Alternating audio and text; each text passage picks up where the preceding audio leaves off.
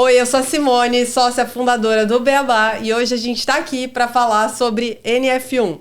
Mas de novo, Simone, sim, a gente já fez um videocast de NF1, mas a gente fez com as crianças. E hoje a gente está aqui com algumas crianças um pouco mais crescidas. Aê! Beabá apresenta Beabá da NF1, neurofibromatose tipo 1. Apoio AstraZeneca. Bom, esses convidados de hoje são muito especiais, então primeiro eu queria agradecer vocês por estarem aqui e queria saber um pouco de cada um. Então, se vocês puderem se apresentar. Bom, meu nome é Elias, tenho 31 anos, agora eu tô morando aqui em São Paulo, já vai fazer acho que 3 anos que eu já tô aqui. Eu era do interior, lá de São José do Rio Preto, sou biomédico, tenho uma pós-graduação em diagnóstico por imagem e radioterapia e hoje eu tô atuando ali no AC Camargo, mesmo na área da anatomia patológica. Uma área que eu jamais imaginei que eu ia me identificar.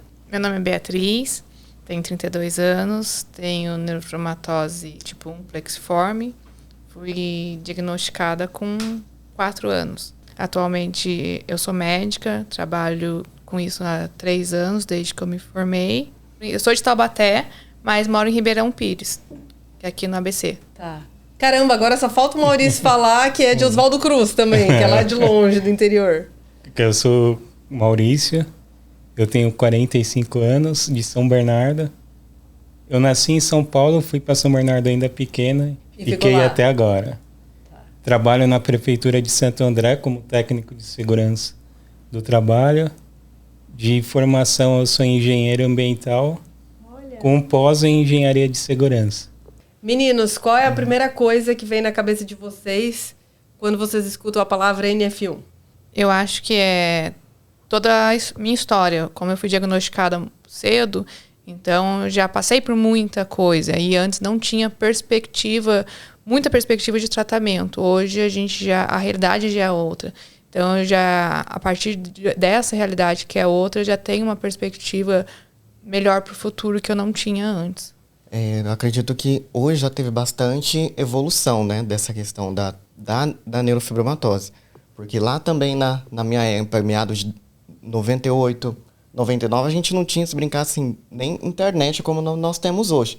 Então, assim, era muito complicado na época. Quando teve também o diagnóstico da neurofibromatose, eu falei assim, gente, mas o que é a neurofibromatose? Se a gente fosse procurar, como a gente procurava tempos atrás, era, assim, agressivo demais. Então, por isso que muita gente fala assim também, não procura. No caso, hoje, na que a gente teve essa né? Não procura na internet. Graças a Deus a gente teve bastante evolução. Mas do tempo que eu fui diagnosticado, assim, graças a Deus, eu sempre tive um acompanhamento muito bom com os médicos. Eu fico feliz que você ouviu, né, sobre neurofibromatose há muitos anos. Porque muita gente até hoje não sabe. Sim. E Maurício, tem alguma coisa que vem na sua cabeça quando você escuta? Como apareceu os primeiros sintomas quando eu tinha 2 anos, eu acho que assim, era uma doença que poucas profissionais sabiam o que era, não tinha nenhum tratamento, a não ser cirúrgico. Mas foi sua mãe que percebeu? Foi, minha mãe é médica e meu pai é médico também, então já ajudou um pouco. Gente, são muitas coisas para perguntar, muita curiosidade, mas agora eu vou sentar aqui do lado e a gente vai trazer uma profissional que vai ajudar muito nesse entendimento, que é a Maria Isabel. Seja bem-vinda ao nosso papo, Maria Isabel. Simone, muito obrigada, um grande prazer estar aqui com você, de verdade. Não, e eu fico muito feliz, gente, a gente está falando sobre NF1, mas Maria Isabel foi minha oncogeneticista, a primeira, que além de me atender, me acolheu, e é alguém que, além de eu gostar demais, eu tenho uma admiração. É muito legal poder saber que você é uma das pessoas mais conceituadas do mundo e saber que você está aqui podendo nos ajudar e falar sobre NF1 é uma honra pra gente. Mas é uma honra para mim também, porque a tua trajetória é uma trajetória que sempre me emocionou muito desde o começo, né? Então a gente te conhecer e ver por tudo que você passou e o que você conseguiu criar, é absolutamente maravilhoso. Então, eu movi montanhas para estar aqui hoje e sempre vou mover por você, pode ter certeza. Obrigada, gente, por tudo. Bom, me fala em palavras simples, se é possível, o que é NF1? Ai, que pergunta difícil. Vamos lá. A neurofibromatose é o que a gente chama de genodermatose. É uma série de alterações que podem acontecer quando uma pessoa tem um gene, que é o gene NF1, que não funciona adequadamente. Né? Todo mundo tem esse gene funcionando. Nós temos, todos nós, um DNA de ser humano.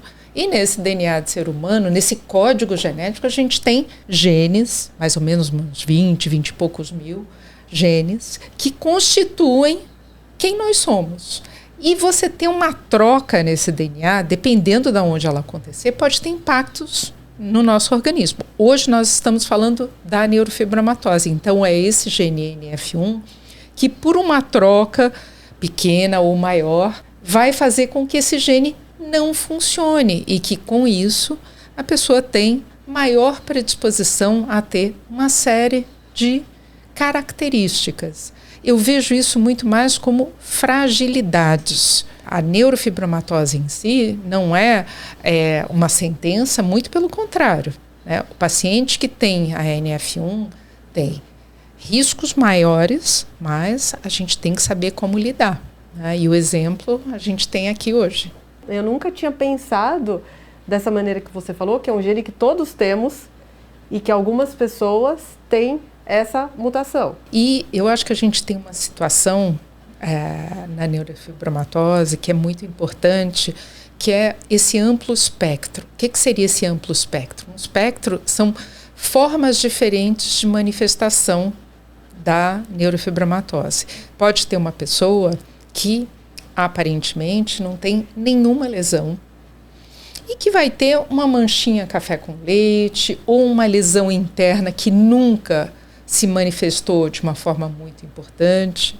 E você pode ter pessoas que são extremamente acometidas, que têm lesões muito grandes desde uma idade muito precoce e lesões que podem levar a uma situação de dor de difícil tratamento, né? Tudo vai depender aonde que essa lesão vai acontecer.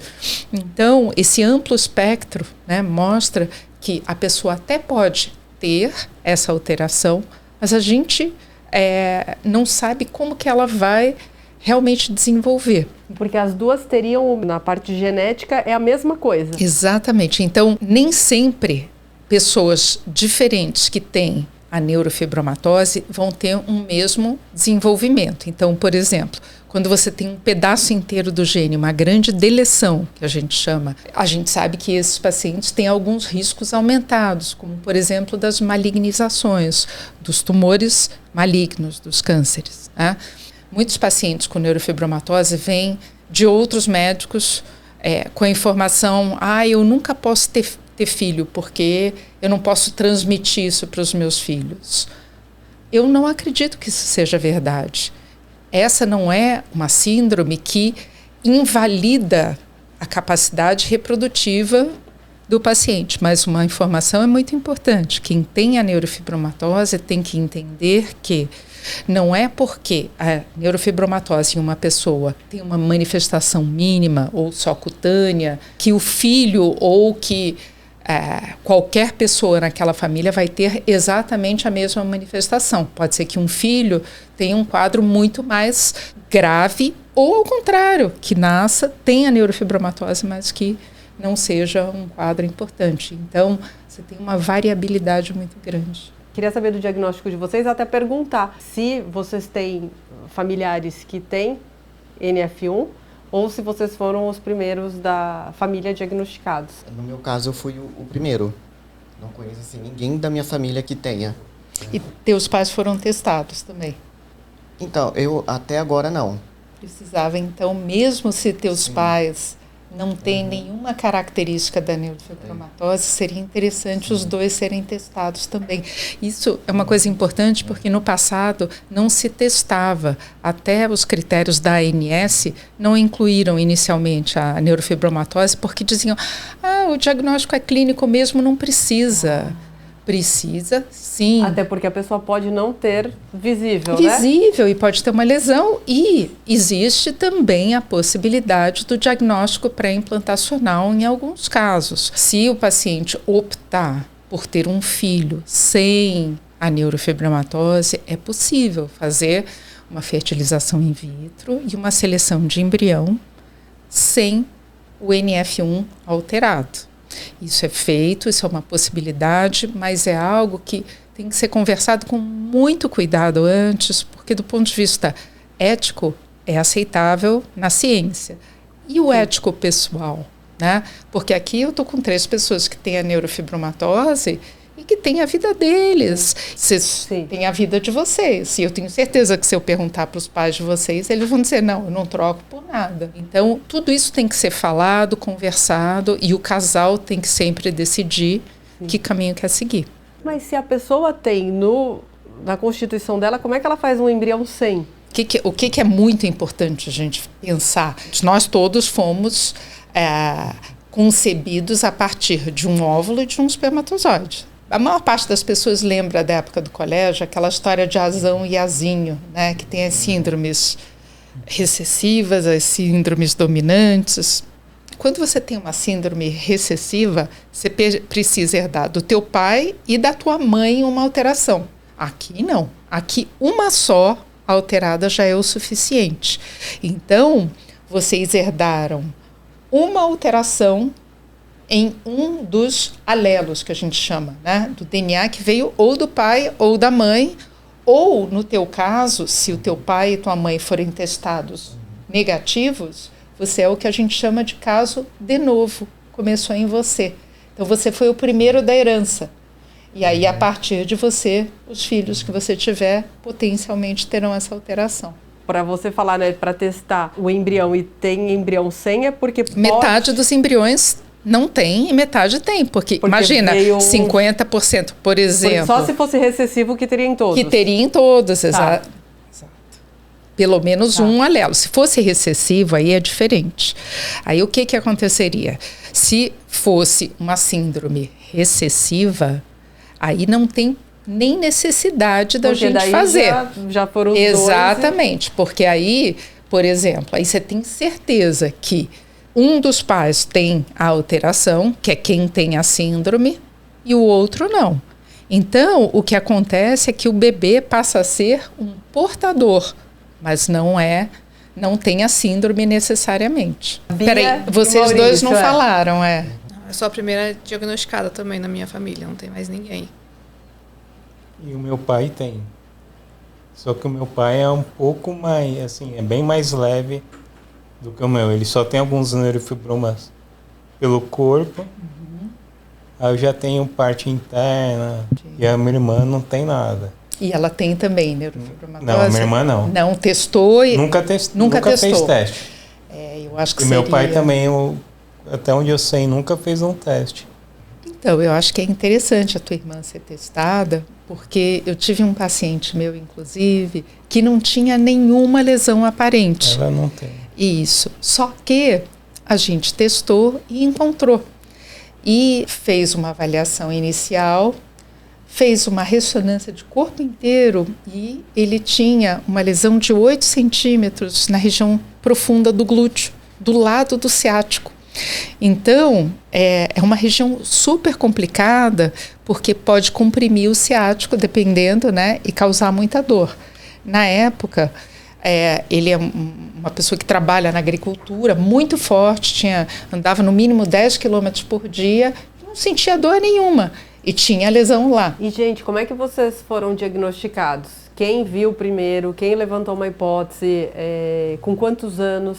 Eu era muito nova, então isso que eu estou contando é relato da minha mãe. Que desde muito nova eu tinha um volume embaixo dos olhos e que ela levava em vários médicos e falavam para ela que era sinusite. Que era sinusite. Até que um dia minha mãe foi chamada na escola para conversar, a diretora chamou ela e perguntaram se minha mãe estava me agredindo. Aí a minha mãe falou, não. E aí continuou mais ainda, né? Investigando, até que lá em Taubaté a gente fez a primeira biópsia e foi confirmado ainda em Taubaté, e depois disso, a minha primeira cirurgia foi lá, eu fui transferida aqui para São Paulo e continuei o tratamento aqui. Mas desde que começou a apresentar os sintomas até o diagnóstico, mesmo com 4 anos, ainda demorou, vamos dizer assim, por mais que tenha diagnosticado cedo. E Ana, você tinha alguma mancha café com leite? Eu tenho. Corpo? Naquela época eu não sei, mas eu tenho hoje em dia. É porque esse é um sinal super importante, né, para os pais se darem conta. Crianças que desenvolvem manchas café com leite precocemente, se a pessoa tem 6 manchas café com leite de pelo menos meio centímetro, isso já é um sinal de um diagnóstico clínico. Quando eu comecei a trabalhar com genética, a gente não tinha teste genético, então era por essa parte clínica. Ou você podia ter um pouco menos manchas de café com leite e ter o diagnóstico anatomopatológico, né, uma biópsia, dizendo que era um neurofibroma, e por aí vai. Então é super importante ter essa ideia de que a mancha café com leite é bem característica. Tem também as sardas axilares, né, que são aquelas muitas sardinhas, eu não sei se vocês têm, ou o inguinal, você tem essas manchinhas? É. As manchinhas, sim. Isso, são manchinhas debaixo do braço. Então, Bia, você foi diagnosticada antes dos 4? Com 4. Com 4 fechou antes o dos diagnóstico. 4 já tinha essa alteração, mas os médicos falavam que era sinusite. Vários médicos. Aí minha mãe continuou e com 4 é fechado o diagnóstico. Tá. E você, Elias? No meu caso também, acredito que foi com 4 anos também. Só que acho que naquela época não chegava uma conclusão do que seria, né? O que minha mãe me conta é que quando a gente veio para cá, para São Paulo, acredito que foi em algum lugar de oftalmo, que transferiu a gente pro Hospital do Câncer, que hoje é o AC Camargo, que foi onde eu fui diagnosticado com a neurofibromatose. Porque antes a gente aquela lesãozinha do olho, né? Você tem como se fossem umas manchinhas no olho. Você, como tem os olhos um pouco mais escuros, a gente não vê. Sim. Mas, assim, pessoas que têm olhos claros, verdes e tudo... Né? Lixe. Nódulos de lixe, exatamente. O nódulo de lixe nunca vai causar nenhum problema. É só uma característica que ajuda no diagnóstico. Com 2 anos começou a aparecer a mancha café com leite no abdômen, costas. Aí, como meu pai já tinha a neurofibromatose... Aí já sabia que era, já sabia. Né? Aí comecei a crescer e começou a aumentar. E vocês tiveram alguma dificuldade na escola? Repetiram um ano? Eu repeti. Então, tinha muitos médicos que falavam para minha mãe que eu não ia conseguir nem chegar, vamos supor assim, um técnico na escola. Eu tinha hiperatividade na época, mas muitos falavam assim, para se preparar que eu não ia. E não foi nada disso. Não foi. Varia também essa questão. E o que me machuca muito na oncogenética como um todo é essa sentença. Não é uma sentença. Eu acho que a gente tem uma oportunidade aqui de acompanhar vocês e mudar o curso da história mesmo. Existe alguma diferença entre homens e mulheres na questão hereditária ou se comporta... Não, na verdade, eu não que eu conheça, em princípio não tem uma diferença. O acompanhamento que a gente dá é o mesmo e as manifestações são bem parecidas. Tem alguma coisa genética dizendo que tem uma porcentagem maior de raça ou não? Eu desconheço, e aqui no Brasil a gente tem a tristeza maior, né, da população negra sabidamente ter menos acesso à saúde de qualidade, né? Então, eu vejo muito menos neurofibromatose hoje no Hospital Sírio-Libanês do que eu via no passado no AC Camargo.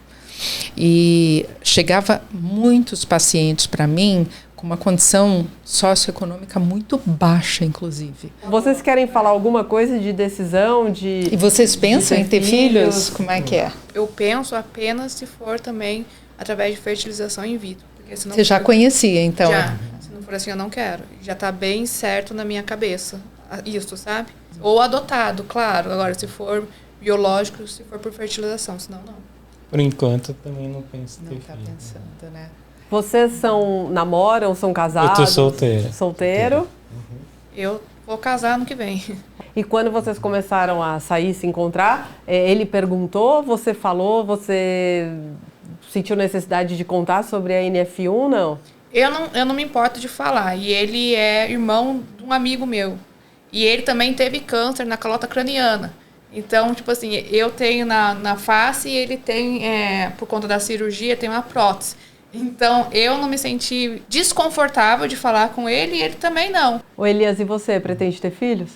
Não. Mas não tem pretendo. a ver com a condição ou não? Também. Também? Sim.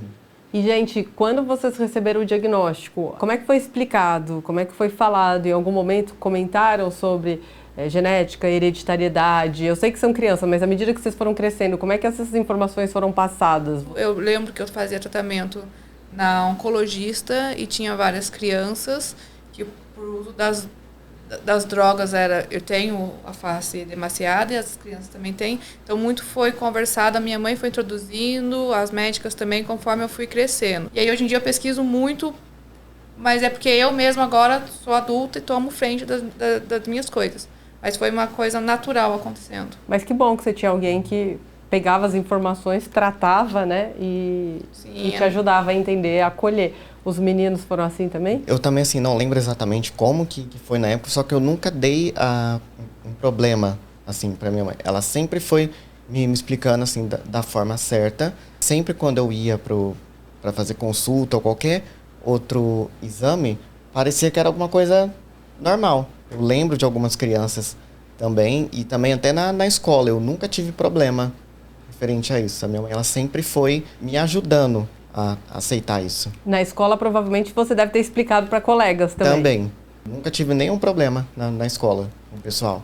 Que bom. A gente sempre teve uma boa amizade. Como comecei a crescer e eu vi que meu pai também tinha, aí, tipo, eu não me achava tão estranho.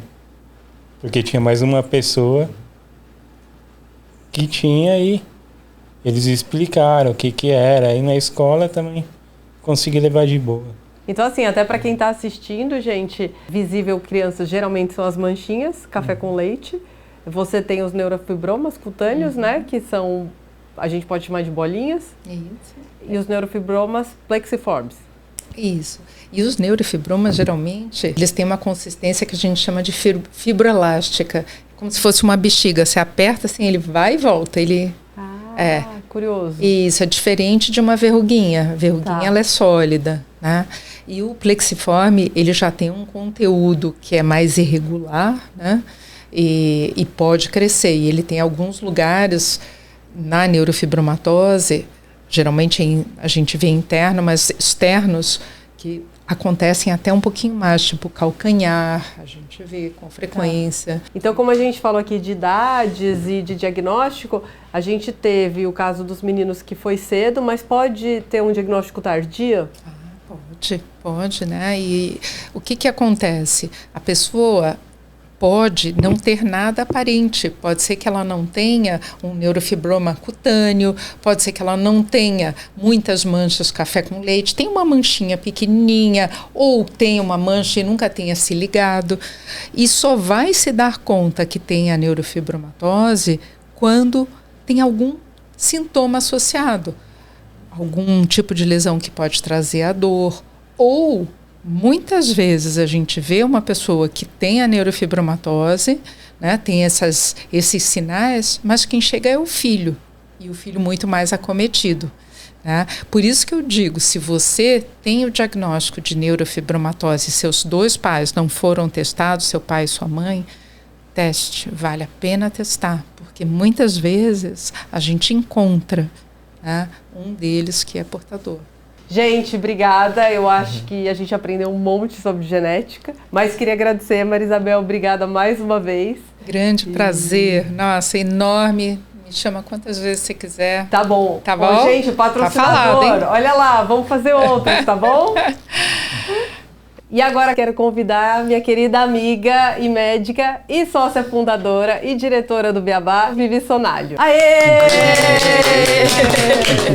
Obrigada, Si. Um prazer estar aqui, principalmente com eles três, que eu gosto tanto. Vi, você é oncologista. Onde entra a oncologia e NF1? A neurofibromatose, ela tem diversas portas de entrada. O paciente ele pode ter queixas dermatológicas, neurológicas, cirurgião de cabeça e pescoço. Como é uma síndrome que pode ter diversidade de manifestações, então a gente tem vários especialistas envolvidos. Quando você fala de uma lesão que é um tumor, no sentido de que é um aumento de volume, seja benigno, que é na grande maioria das vezes, ou mesmo alguma lesão que tem malignidade, o oncologista entra para dar esse suporte. Então, hoje, na grande maioria das vezes, a gente dá suporte para as lesões benignas, que são os neurofibromas plexiformes. Então, eles são acompanhados na oncologia? Sim.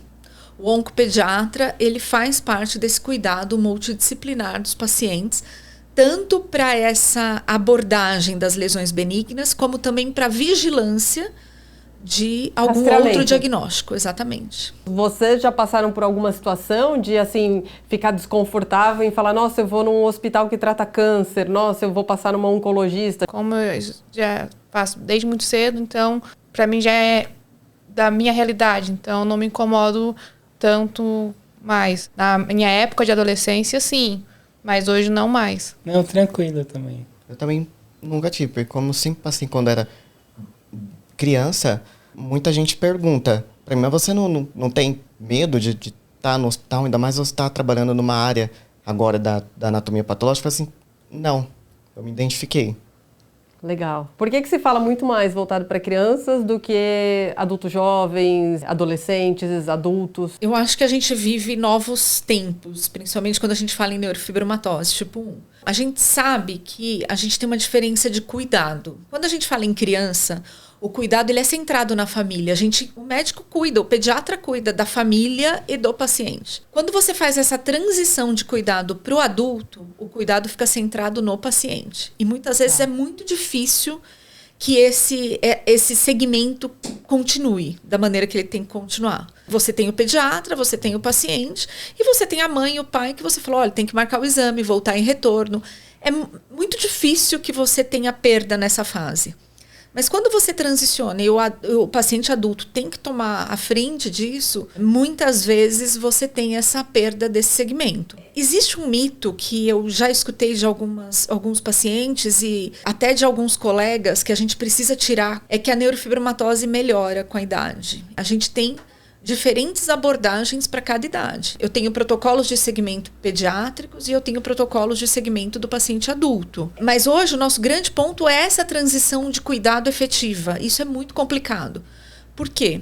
O oncopediatra, o pediatra, o dermatopediatra, o neuropediatra, a gente tem esse cuidado integral. Quando ele vai para o clínico, muitas vezes o clínico não tem o conhecimento da neurofibromatose. Claro que não é generalizando, mas é uma doença rara. Mas a gente não tem um protocolo brasileiro que fale, tipo, olha, até tal idade você segue isso, agora isso. A gente tem alguns protocolos de segmento no mundo. Um que a gente segue, que é uma diretriz extremamente importante, é a diretriz europeia, que chama Gentures. Lá a gente tem toda uma abordagem de todas as faixas etárias. E agora, no final de 2025, nós publicamos o consenso pediátrico para segmento dos pacientes, mas em criança, voltado para a pediatria. Então, esse segmento termina nos 18 anos? Termina nos 18 anos, mas a gente tem, sim, protocolos de segmento para o paciente adulto. A grande questão é qual é o profissional que faria esse acompanhamento efetivo. Eu acredito muito que o geneticista tem esse papel extremamente importante, porque ele tem esse acompanhamento linear, independente da idade do paciente. Tá. Mas eu acho que, e é algo que eu gostaria muito que as coisas evoluíssem para isso, é para isso que eu luto também, que a gente tenha um NF logista. A gente não tem um cardiologista, pneumologista, porque é muito complexo e a gente precisa ter um especialista nisso. Não fragmentar o cuidado para que não tenha perda para eles mesmos. Meninos, hoje vocês têm um neurofibromatose logista? Não. É a Vivi? É a Vivi. E a gente tinha as crianças que seguiam e quando completavam muitas vezes 18 anos, dependendo do serviço, elas têm uma descontinuidade em alguns hospitais, porque é só para pediatria. Sim. Como é que esses pacientes fazem quando eles atingem 18 anos? Então, hoje nosso ponto é esse: estruturar um modelo de transição adequada. A transição não é um papel, um relatório, entrega para o paciente e fala, procure um serviço. A gente tem modelos já de muito sucesso em que é muito definido que a transição tem que começar em torno de 12, 14 anos, você preparar aquele paciente, aquela família, que em algum momento ele vai ter que transicionar de equipe, do pediatra para o clínico. Então, entre 12 e 14 você começa, entre 14 e 16 você começa a fazer contato com o médico que vai assumir o paciente a partir daquele ponto. Idealmente, ele deveria integrar a equipe para que já tenha esse vínculo e aí, a partir daí, faça uma transição que seja mais segura para o paciente, para que a gente não tenha perdas. Vocês, meninos, tiveram essa transição? Aí eu tratei muitos anos com uma oncopediatra que chamava Rita Keshishian. E aí minha última cirurgia foi em 2016. Aí eu fiquei em hiato sem tratar. Aí eu voltei a tratar, eu mesma comecei a pesquisar e cheguei no Dr. Casale, na doutora Viviane, mas assim, por conta de indicação de outras pessoas com neurofibromatose, e voltei para a Camargo, que eu já tinha feito cirurgia lá anteriormente. Mas não teve, então, alguém que te direcionou, não, né? Foi eu que fui atrás. Maurício também? Também. O que facilitou foi meus pais médicos. Aí teve um suporte aí. Aí agora, um pouquinho antes de conhecer a Vivi, eu fazia o controle com um cirurgião plástico. Ele tirava algumas neurofibromatoses já um pouco maiores. Eu lembro que quando o Maurício chegou, que a gente teve o nosso primeiro contato, a mãe do Maurício é pediatra. E ela trouxe uma angústia de ter um profissional realmente que entendesse da neurofibromatose para dar esse suporte para ele. Ela sabe muito sobre a neurofibromatose, mas a dificuldade de encontrar um profissional que realmente entendesse do todo, né? Eu lembro que quando a gente conversou, ela ficou muito aliviada de saber que alguém está lutando pela causa também, sabe? Elias, e você? Como que foi essa passagem de pediatria para adulto? Como eu sempre acompanhei ali no Master Camargo, porque assim, a data eu não vou lembrar corretamente, já faz muito tempo.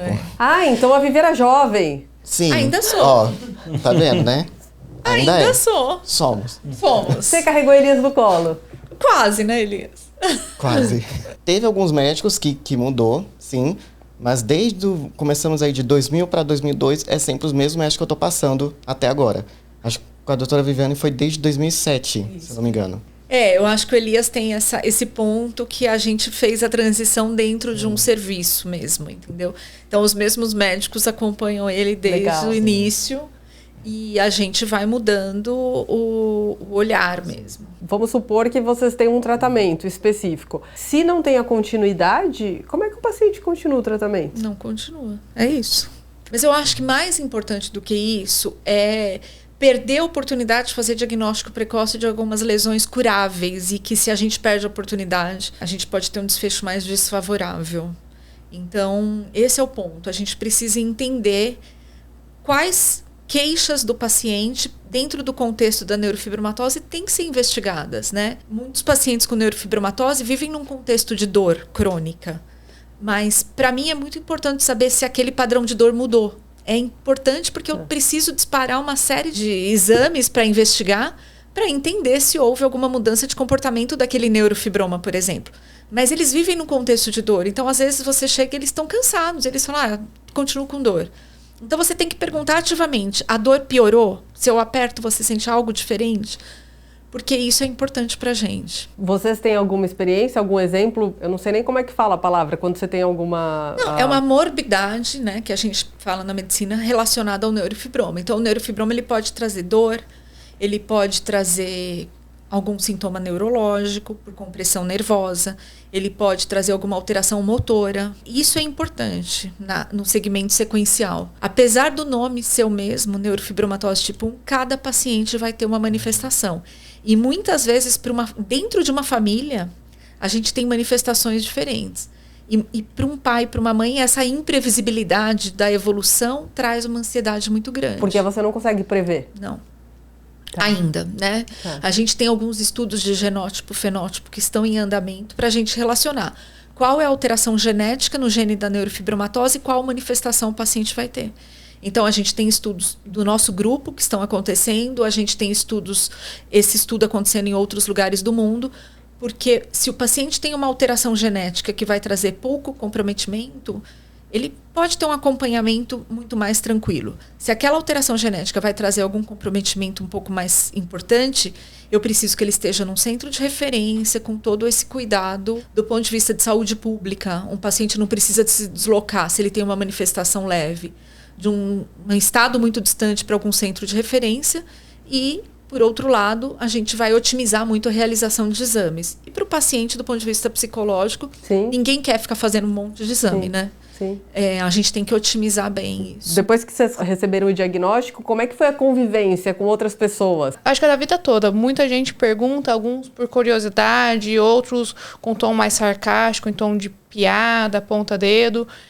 Mas sim, hoje em dia, como a gente começa a conviver num ciclo menor, por exemplo, trabalho, casa, amigos, já não tem mais tanta dúvida de quando a gente era criança. Tinha muita criança nova na escola, entrava, saía, ou fazia troca de escola. E às vezes também a pessoa tem, acho que, vergonha, não sei, medo de perguntar. Você percebe que a pessoa quer perguntar e a pessoa fica na dela. E às vezes você dá alguma dica. Você quer me perguntar alguma coisa? Eu falo. Ou não? Você fala? Me perguntam muito se eu tô com dor de dente. A senhora tirou o dente? Tirou o dente? E aí depende da pessoa, vou ser muito sincera. Quando eu quero contar, eu falo, tirei o dente. Ou então me pergunta, te picaram marimbondo? Eu falo, picaram. Quando eu não quero falar, tudo que a pessoa me pergunta e responde, eu falo, Agora, quando eu quero falar, eu falo, não, eu tenho um tumorzinho. E aí depende do meu humor no dia, pra ser muito franca. Desde que eu me lembro, quando era criança, eu nunca tive nenhum problema. Às vezes o que acontece hoje, depois que a gente vai ficando adulto, às vezes também em transporte público, o que acontece? Eu vejo às vezes pessoa, e assim, bem explícito, tirando foto, ou então comentando na cara dura alguma coisa, né? Só mantenho, né? Porque a gente também é transporte, porque a gente não pode também ficar rebatendo. No trabalho também eu nunca tive problema, às vezes perguntam, eu falo, aí às vezes parabenizam também, o jeito também que a gente fala, porque hoje às vezes tem muita gente que tem qualquer tipo de diagnóstico de alguma doença e é muito fechada, não consegue se abrir. Quando vocês olham alguém na rua que vocês acham, puxa, eu acho que aquela pessoa tem neurofibromatose, vocês falam alguma coisa? Não. E a primeira vez que eu vi, eu tava atravessando a rua, era faixa de pedestre, eu tava indo, a pessoa tava vindo. E eu distraída, quando eu vi, ela tava na minha frente. Aí eu parei, parecia que eu tava vendo um espelho, só que não tive reação. Aí eu fiquei dura, olhei, aí eu pensei, putz, preciso parar de olhar, né, que eu tô sendo indiscreta. Aí eu parei de olhar e saí, não tive reação. Uma vez eu tava no hotel, na piscina, veio uma mãe. Posso falar com você? Falei, pode, ela. Você tem neurofibromatose, né? Eu já falei, nossa, alguém que conhece. Aí a gente começou a conversar. Ela falou, eu te abordei que o meu filho tem. Ela falou, não é como você, ele só tá com a mancha café com leite. E ele tem 4 anos, ele falou que nunca conheceu ninguém com neurofibromatose. Posso trazer ele? Falei, lógico. Aí eu conheci o menininho. Isso é legal, né? Tipo, até para as pessoas se sentirem parte, saberem que tem outras pessoas. A gente sabe que tem pessoas que levam 7 anos para ser diagnosticada, 8 anos. Quantos profissionais passam até ter o diagnóstico, né? Meninos, para encerrar o bloco com a Vivi, o que vocês acham para quem não sabia o que é neurofibromatose tipo 1, o que vocês diriam para essa pessoa? Eu acho que essa pessoa deveria saber que é genético, tá? Então, se ela conhece alguma pessoa com essas características, saber que não passa, que não vai pegar, tá? Que não transmite de colocar a mão e nem nada. O que eu acho importante é também que não é só o tumor que a gente também, eu, por exemplo, tenho outras comorbidades que vêm junto com da neurofibromatose, que eu tenho displasia óssea, enfim, tem outras coisas. E que também para ser gentil, porque nem todo mundo é gentil com a gente o tempo todo. Por isso que eu falei que depende do meu humor. Porque às vezes a pessoa quer saber, de fato quer saber. Às vezes a pessoa só quer apontar o dedo. Então seja gentil com as pessoas que têm. Acredito que assim, a partir do momento que a pessoa já sabe que ela tem a neurofibromatose, o principal é o que eu sempre, às vezes, falo. Você ter um acompanhamento de segurança com um médico que realmente entenda disso. Muitas pessoas, até muitos médicos, vão falar de querer fazer, vamos supor, uma primeira cirurgia. Se for uma pessoa que não tem conhecimento disso, às vezes pode piorar. Como eu sempre falo, 5 pessoas que têm a neurofibromatose, as 5 vai ser diferente. E eu sempre falo também, muitos me procuram, falam assim, não pesquisa nada na internet. Acho que é o principal. Acho que qualquer coisa também, qualquer tipo de de doença, pesquisar na internet, a gente encontra coisa ruim. Então, e confiar também nas pessoas que estiver à volta. É muito importante isso. Procurar saber antes, né, o que é que a pessoa tem, o que é essa doença. Não ter o preconceito achando que pode ser contagioso. E quem tem neurofibromatose pode ter uma vida normal. Elias falou de cirurgia. Vocês fizeram cirurgia? Sim. Bastante. Os 3? Sim, eu fiz.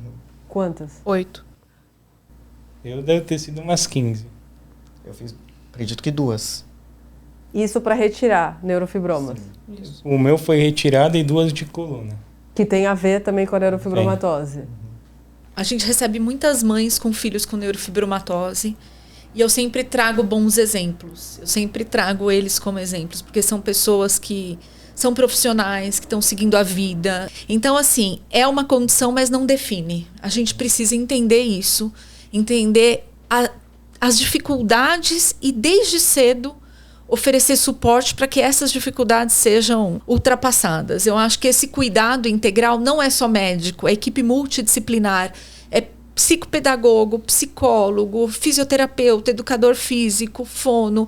Tem uma série de profissionais envolvidos para você dar um suporte adequado para os pacientes, para que eles conquistem seus sonhos, né? Eu acho que não é uma condição que define.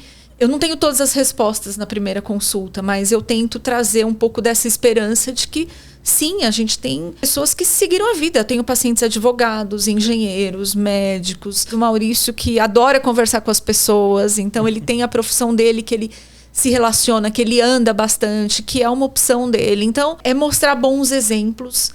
E eu acho que uma coisa muito importante que o Maurício disse é não ter preconceito. Sim, eu já tive diversas histórias muito tristes de pessoas que tiveram atitudes por ignorância pura, de achar que algo era transmitido, de não querer contato.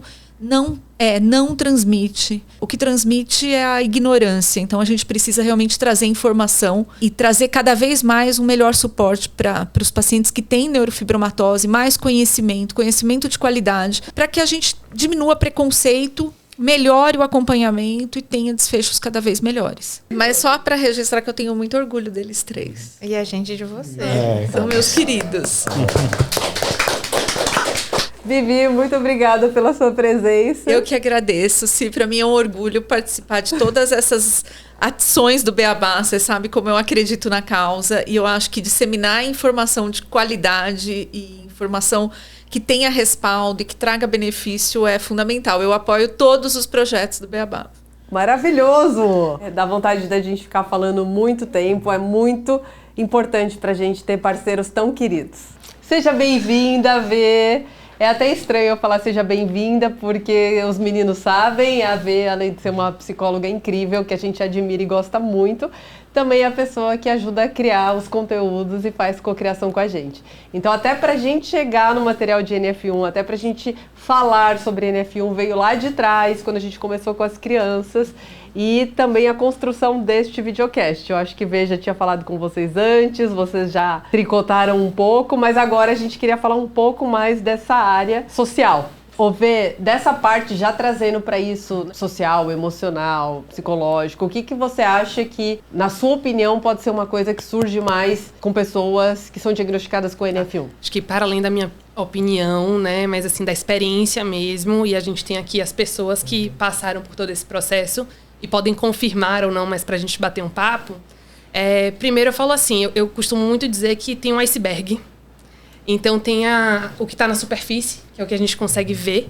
Então, muitas vezes as pessoas chegam, né, no consultório e falam sobre ansiedade, falam sobre autoestima, mas o que está ali. Mas a gente vai aprofundando, porque o iceberg é um gelo gigante.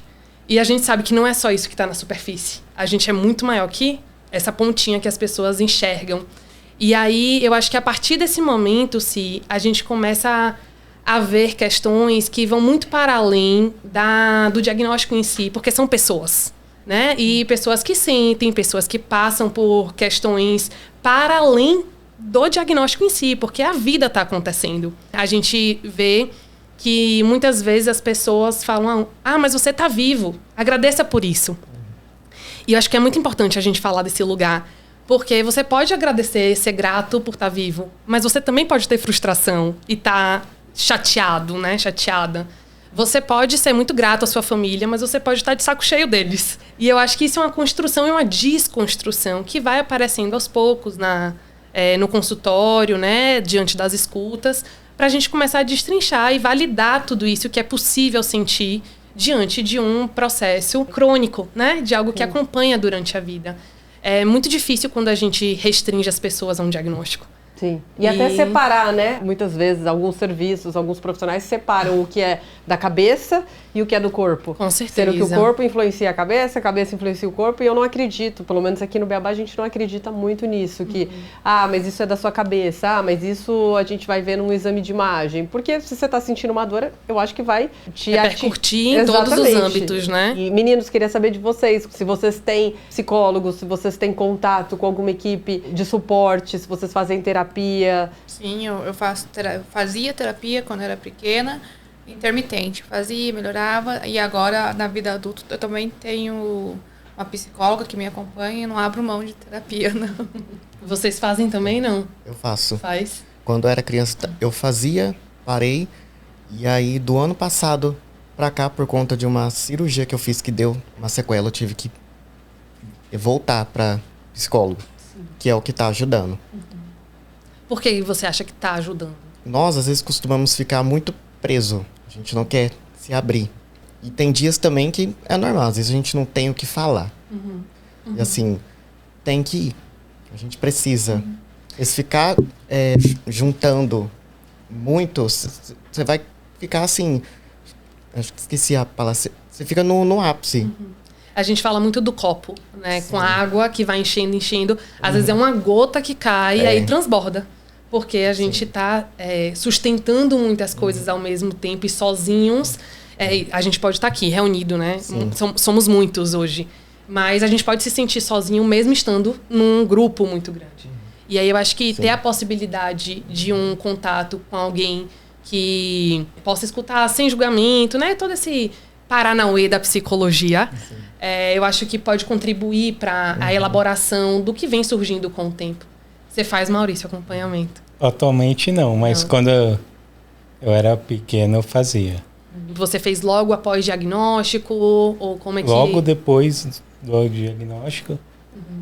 Pelo que eu me lembro, deve ter ido até uns, talvez 10, 12 anos aí. Como eu venho muito mais da área de oncologia, tinha dias que eu tava mais ou menos assim, não querendo estar bem, e as pessoas falam, mas você tem que ficar bem. Porque depende, eu não sei como é que é com vocês isso. Tipo, é uma pessoa que convive com isso, é um herói, é um guerreiro, é maravilhoso, ou isso acaba sendo mais da oncologia? Tem de um lado de um super-herói, e tem do outro lado também, tipo, ai, coitadinha, olha, sabe assim? E os dois me incomodam muito. Porque apesar de eu ter a neurofibromatose ela não me define. Eu tenho neurofibromatose, mas eu sou a Bia, eu estudo, eu trabalho, eu faço as minhas coisas. Para mim existe os dois e eu não gosto nenhum do extremo, nem outro extremo. Me incomoda bastante. Eu tenho a neurofibromatose, não ao contrário, a neurofibromatose me tem, entendeu? Sim. É uma parte da minha vida. Realmente, às vezes muitas pessoas acham que o fato de eu ter a neurofibromatose é como se fosse assim, fazer aquela comparação. Mas tem pessoas que têm a neurofibromatose e tá pior do que você. Aí, às vezes, a gente pensa que o que responder dessa pessoa. Porque assim, não dá pra entender se a pessoa quer que a gente também esteja na... Aí, às vezes... Aí, ultimamente, porque antes eu respondia muito. Aí, hoje, às vezes, eu só respiro. Às vezes, nem respondo.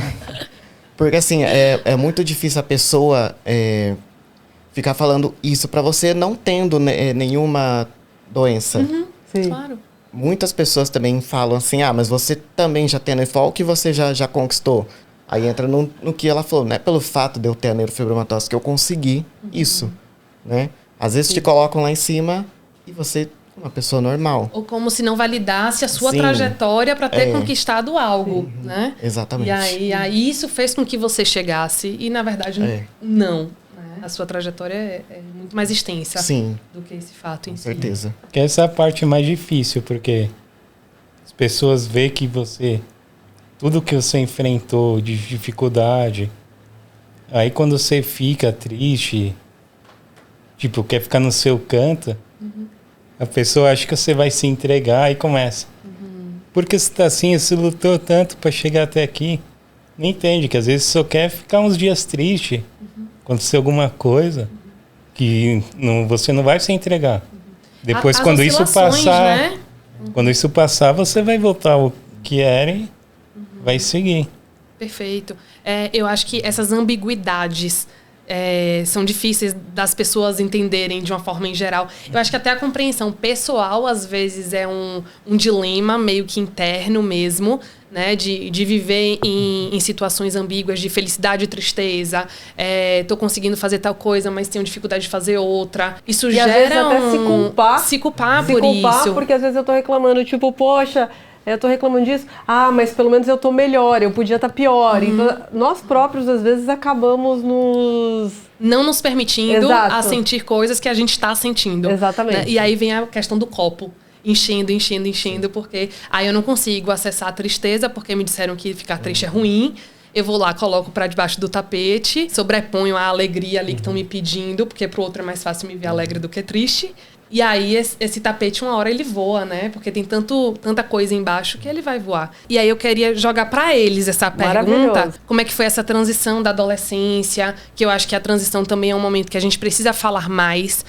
Dar espaço para o adolescente aparecer, coisa que a gente tem dificuldade, ou é pediatria ou é adulto. Mas como é que foi essa transição para vocês, né? De se deparar mesmo com as mudanças do corpo, que já são várias na adolescência, e mais as outras questões que vocês tinham que lidar ali dentro do contexto do processo do diagnóstico propriamente dito. Eu acho que quando a gente entra na adolescência, o que muda, porque eu, por exemplo, eu tenho neuroblastoma desde que eu era jovem, desde que eu era criança, mas o que muda é a forma de perceber como o mundo te percebe, porque desde cedo tinha piadinha, apontava o dedo, só que eu não ligava. O problema é quando você entra na adolescência, que começa a ter muito mais vaidade do que quando você é criança, quando você é menina. Então, a forma como o mundo te percebe muda e você também você muda. Então, por isso é essa grande dificuldade. Uma vez que você, pelo menos para mim, tá? Depois que você entra na vida adulta, muda novamente para não se importar tanto. Hoje em dia eu não me importo mais tanto.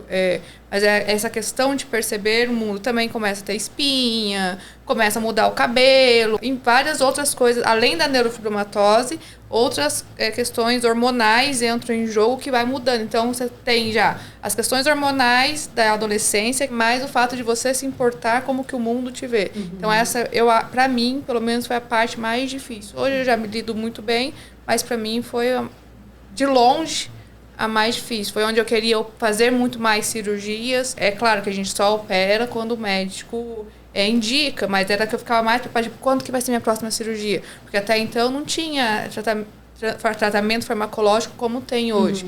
Uma ansiedade também associada, né? Sim. A uma resposta, a um imediatismo, porque já é próprio, como você colocou, da adolescência em si. Eu falo mais assim, na época da adolescência, que a gente quer se comparar muito, aí envolve mais essa questão da vaidade. Todo mundo às vezes quer fazer academia, quer ficar com o corpo bonito. Então, lá na época, ainda quando a neurofibromatose ainda estava sendo conhecida ainda. Então, às vezes eu não podia fazer academia. Aí você ficava sempre se comparando, somente quando envolvia escola. E aí você ficava daquele jeito. Aí hoje, como ela falou também, você vai amadurecendo e você não vai ligando mais. Tem muito mais outras coisas que é bem mais importante do que uma estética. Na infância foi bem mais difícil. Mas aí você começa a crescer, começa a entender, ver outras coisas diferentes. E assim, acho que fica mais fácil quando você entende e aceita o que você tem. Você vai ter que levar pro resto da vida.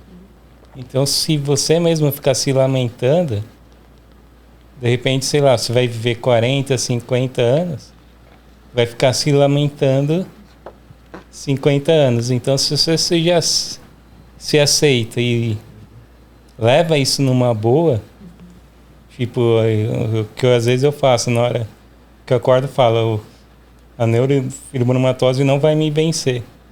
você vai levando e você consegue viver melhor. E já que você se aceitou, o que as outras pessoas pensar já não importa mais. Vamos supor, se aceitando, é muito natural a pessoa ter um luto. Com por, certeza. Tipo, um diagnóstico que hoje a gente sabe que não tem, não tem cura. Tem tratamento, então, mas não tem cura. Então, não sei as palavras certas para usar, mas eu tenho o direito de estar triste por essa situação. Não, com certeza. Eles podem falar muito mais disso do que eu acho. Mas, assim, reafirmar, talvez, né? A tristeza, ela faz parte. E o processo de luto, ele também é um processo de uma tentativa de adaptação à vida como ela é hoje, né? Após um diagnóstico. E até o luto, meninos, desculpa, mas não é luto de morte, entendeu? Não, são as perdas, né? Exato. As perdas que são simbólicas. Então, não é a perda da vida, mas é de um ideal da vida, é de coisas que eu gostaria de fazer e não faço. Mas aí, casa muito com o que eu ia pegar do gancho do Maurício, fazendo essa ponte, ou então tentando fazer essa ponte, que é a questão de informação. A gente tem pouca informação de qualidade que as pessoas se sintam acolhidas realmente, né? Então, eu acho que é um trabalho que ele é contínuo. A gente precisa informar mais as pessoas para elas se apropriarem mais, porque uma vez que elas entendem, diminui a ansiedade, melhora a qualidade de vida, e é algo que a gente sempre busca trazer aqui dentro. E a Bia teve uma fala dessa em uma conversa que a gente teve. A minha mãe, ela sempre cuidou. Meus pais, na verdade, né? Eu digo minha mãe porque quem ia nos hospitais era minha mãe. Ela sempre cuidou, então eu tomei frente do meu tratamento depois que eu terminei a faculdade, eu voltei a pesquisar por mim própria. E aí comecei a pesquisar tudo de novo. E achar informação na internet, você acha muita coisa, achar artigo científico, achar... aí você começa a achar coisa de qualidade, que vai te orientar, que vai te guiar. Hoje tem gente, não muitas, mas tem pessoas no Instagram que falam, por exemplo, eu cheguei até aqui por conta da Karina, que morava em Curitiba. Ela me ajudou muito. Ela indicou o Dr. Casale, que indicou a doutora Viviane, mas é muito difícil o acesso à informação clara, tem muita coisa errada, muita coisa sensacionalista. É difícil você conseguir filtrar um artigo científico. Muitas vezes não é fácil de ler, porque está falando, sei lá, mecanismo de ação. Ok, mas não é todo mundo que vai entender o mecanismo de ação de um fármaco. É legal, mas não é clara para o grande público. É difícil achar, e depois que você consegue essa informação, tá bom, você conseguiu essa informação. E o tratamento? O tratamento, hoje em dia, da neurodermatose, tem tratamento cirúrgico, que sempre teve, mas agora também tem tratamento farmacológico. Eu, sendo da área da saúde, já atendi pessoas com neurodermatose. E o acesso? Pelo SUS. Pelo SUS, porque graças a Deus eu tenho, todo mundo aqui tem. E pelo SUS, como é que é? Como você segue com essas pessoas, entendeu? Então, você tem que ter a informação boa e um tratamento bom, um tratamento digno, um tratamento eficaz. Aí que tá, a falta de acesso. Você tem que ter tudo, entendeu? Tem que ter um conjunto. Primeiro ponto, não saber onde encontra informação. Segundo ponto, quando você acha, você não quer mais procurar, né? Então você... Sim, assim, a maneira cancela. adequada, só que não. Exato. E aí isso dificulta todo o processo. E aí um outro ponto que eu acho que é interessante é que os próprios profissionais muitas vezes não sabem o que é NF1. Não sabem fazer um diagnóstico de NF1. E isso é extremamente prejudicial para tudo, né? Assim, para a trajetória da pessoa. Então, eu acho que isso é muito delicado. Quanto mais informação a gente dá... E acolhimento junto à informação. Porque se você dá a informação que ela não é adequada, você só está dando ansiedade. O acesso à informação eu acho que é precioso, mas o acesso ao tratamento também. Não adianta você dar informação sem tratamento. Frustra, porque você na só verdade. Causa ansiedade. Causa ansiedade e frustração. Porque imagina, você sabe que tem alguma coisa que você não vai ter acesso e que aquele processo te auxiliaria. Você não conseguir chegar lá. Isso é uma frustração gigante. Um exemplo que eu dou, quando eu descobri do tratamento farmacológico, eu estava no primeiro ano da faculdade. Eu tinha visto, a pesquisa estava nos Estados Unidos ainda, em fase de estudo em criança. Então, isso estava nos Estados Unidos. Eu pensava, nossa, lindo, maravilhoso, legal, mas eu não vou ter acesso. Hoje, graças a Deus, a realidade foi totalmente diferente. Eu até me emociono a falar isso, mas naquele primeiro momento, eu achava que aquela químio ia ajudar muita gente, mas não ia chegar até mim, entendeu? Porque eu já nem tinha mais idade, eu achava que ia ficar restrita nos Estados Unidos. É até onde eu falo que quando eu vi a doutora Viviane na primeira vez na minha frente, Foi tipo assim, como paciente foi muito emocionante, mas como profissional da área da saúde, foi muito emocionante, porque aquele sonho que eu tive anos atrás de ter acesso, que eu achava que não era, estava chegando. Quando eu tive a consulta com um oncogeneticista, que é o Dr. Casale, também. Então, foi a materialização de um sonho que eu achava que não ia chegar. Então, você ter a informação, mas não ter acesso, é frustrante demais. Acho que na minha época, como era mais a minha mãe que recebia isso, porque só ela que, basicamente, que dava a vida dela para poder ver essa questão da neurofibromatose. Minha mãe era o meu pai junto. Então, é bem complicado isso na época. Uma mãe solo fazer isso sozinha. Só que o que eu falo também é a questão de ter, sim, profissionais, vamos colocar aí, entre aspas, que não estão qualificados para isso. Eu lembro também de um caso, já faz muito tempo atrás, eu estava fazendo uma fisioterapia, eu lembro de 2 casos. Simplesmente falou para mim, cara, você tem neurofibromatose, você não tinha que estar dirigindo. Mas sabe na hora que você quer responder? Sabe? Outra vez também foi a médica simplesmente olhou pra mim, falou assim, eu acredito que a entrevista era pra ser pra PCD.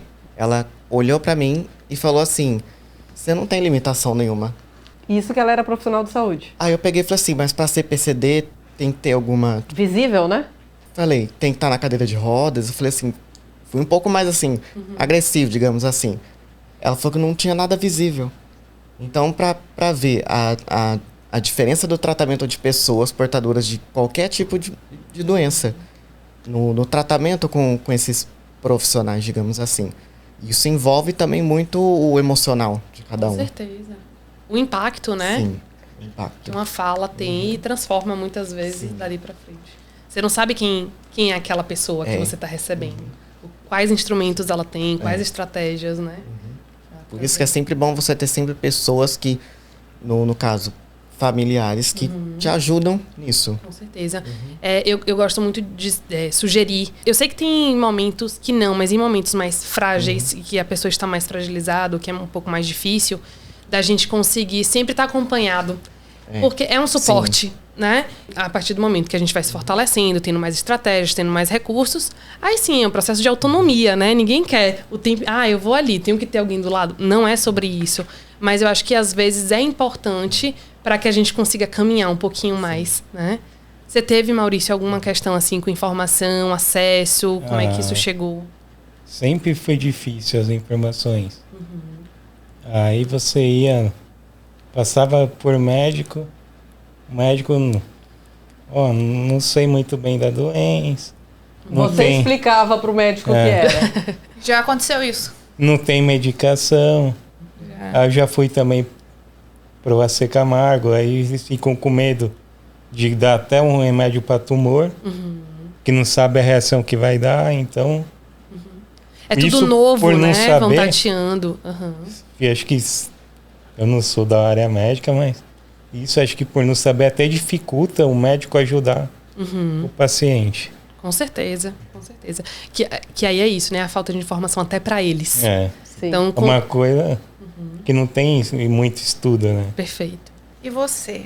É uma pergunta. O que você falaria para quem está assistindo a gente agora, que de repente não tem acesso à terapia? Que conheceu essa doença recentemente. Perfeito. Primeiro, falando sobre quem não tem acesso, a gente tem muitos serviços que atendem gratuitamente. Então, eu acho que a gente precisa divulgar mais esses serviços para que as pessoas possam acessar a esse tipo de cuidado também, que hoje a gente sabe que majoritariamente as pessoas não conseguem acessar. E a segunda coisa que o Maurício colocou, né, o que eu falaria... Eu acho que eu escutaria mais. Eu posso dar uma resposta bem psicológica, porque eu não sei a demanda do outro, né? Eu não sei qual é a dor dele. Eu não sei o que ele está passando. Então, eu acho muito difícil, às vezes, a gente colocar para o outro um olhar e um viés meu dentro desse contexto. O que eu gosto muito de disponibilizar é minha presença. Porque eu acho que isso é muito importante dentro do cenário de saúde em geral. Você ter pessoas que você pode contar. Tudo isso que vocês falaram, para mim, é maravilhoso, porque só mostra que até hoje realmente foi muito difícil ter acesso, ter informação, mas vocês estão aqui para ajudar a gente a mudar esse caminho, a talvez fazer vocês todos que estão assistindo saberem como chegar, onde chegar, o que procurar e saber um pouco mais. Na verdade, para a gente fazer um conteúdo como esse, não é simplesmente ligar a câmera e fazer perguntas. Todo mundo estudou. Então, assim, acho que está aberto para aprender. Construir. Né? Acho que construir essas respostas, né? Ou fazer mais perguntas para que a gente possa ir atrás de novas respostas. Porque eu acho que é isso, essa construção. Por favor. Aí essa última frase me fez lembrar. Quando marcou a primeira consulta com a Vivi, aí eu pensei, pô, será que vou chegar lá e vai falar que não tem nada para fazer?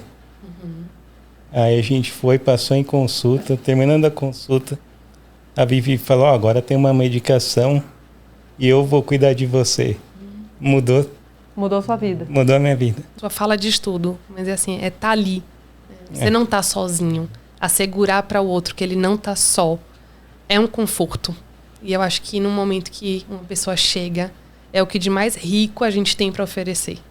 E eu acho que é um monte de gente pegando na mão, porque é todo mundo se ajudando e falar de toda a equipe de produção que está aqui atrás, os meninos que estão sempre também pegando na nossa mão, falando, volta pro roteiro, acerta isso, liga o microfone.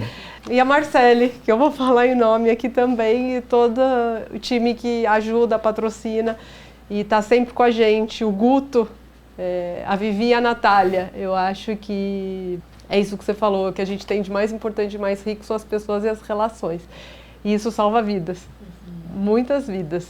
Porque toda vez eu fico emocionada nesses videocasts. Si, eu queria só rapidamente nesse sentido de agradecimento também, porque eu que acabei, né, tocando mais com eles, que falei, que chamei. E para mim é sempre muito especial fazer esse processo de convidar um a um, né, ter esse cuidado ali no diálogo. Dessa vez foi muito corrido, a gente sabe. E vocês se desdobraram literalmente para estar aqui hoje. Então, reconhecer também. Todos de outras cidades. Todos nenhum veio de São Paulo. Ninguém. Então, assim, o quanto que é especial mesmo, né? A Maria Isabel que reformulou toda a agenda dela. Né? Então, assim, a gente tem uma mobilização para ter eles aqui, né? Eu acho que principalmente vocês, que se disponibilizaram, né? Acho que a Vivi foi a grande ponte, porque era um nome ali em comum, né? Que a gente, vocês já conheciam. Mas assim, vocês poderiam escolher não estar. E vocês escolheram estar, né? Aqui, presentes, que é o que a gente está falando. Vocês fizeram questão de ter uma exposição também, porque é a história de vocês. E isso pra gente, não só pra gente, é porque eu falo pra gente que a gente tá aqui, mas isso é extremamente especial. E as pessoas vão poder acessar isso e ter mais informação e receber de uma forma que possivelmente vocês não tiveram. Então, que bom que vocês estão. Acho que a gente... que vieram as pessoas certas. Eu sempre acredito nisso, né? Quem tá aqui tinha que estar aqui. E agradecer, assim, de coração pela abertura, pelo retorno que vocês deram, né? De imediato ali, por vocês terem vivido isso aqui com a gente, né? Construído isso com a gente. Obrigada mesmo. Gente, obrigada a todos vocês que assistiram. Eu acho que depois dessa fala final, eu estou demitida. Então a Verônica é a nova apresentadora. Mas eu queria agradecer a todo mundo, você que assistiu. Dê like, siga o canal. Compartilhe informação de NF1, é muito importante. E sigam os meninos, a gente vai pôr o perfil deles. Aê! O objetivo desse vídeo é informar e educar. Ele não substitui o atendimento médico profissional e não se destina a diagnóstico ou tratamento. Os convidados expressam suas próprias opiniões, experiências e conclusões. A menção de qualquer produto, serviço, organização, atividade ou terapia não deve ser interpretada como endosso do Beabá, seus parceiros e apoiadores.